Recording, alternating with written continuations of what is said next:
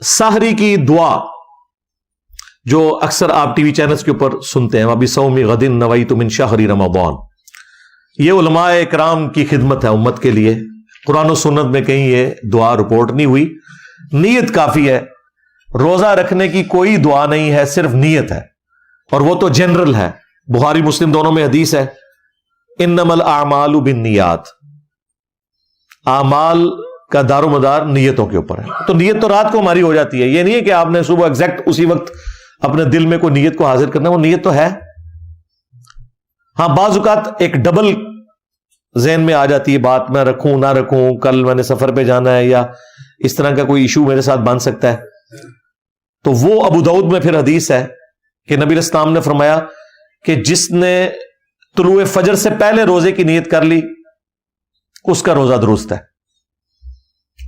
یعنی وہ پھر آپ نے نیت فجر کا وقت داخل ہونے سے پہلے، یعنی ختم سحری سے پہلے کرنی ہوگی. فرض روزے کی نیت، نفلی روزے کی نیت آپ جب مرضی چاہیں کر سکتے ہیں.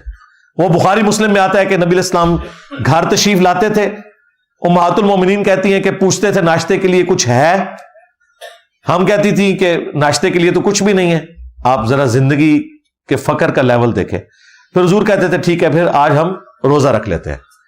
اس کے لیے پھر شرط ہے کہ آپ نے ختم سحری سے اس وقت تک کچھ کھایا نہ ہو. اور امہات المومنین کہتی ہیں اگر کچھ کھانے کے لیے ہوتا تو ہم حضور کو پیش کرتے، تو پھر آپ افطار فرما لیتے، یعنی ناشتہ کر لیتے. ناشتے کو بھی آپ بریک فاسٹ کہتے ہیں نا، روزہ توڑنا. افطار صرف غروب آفتاب کے وقت نہیں ہوتا، دن کے وقت بھی اگر کوئی روزے کو کھولے اسے افطار ہی کہا جاتا ہے.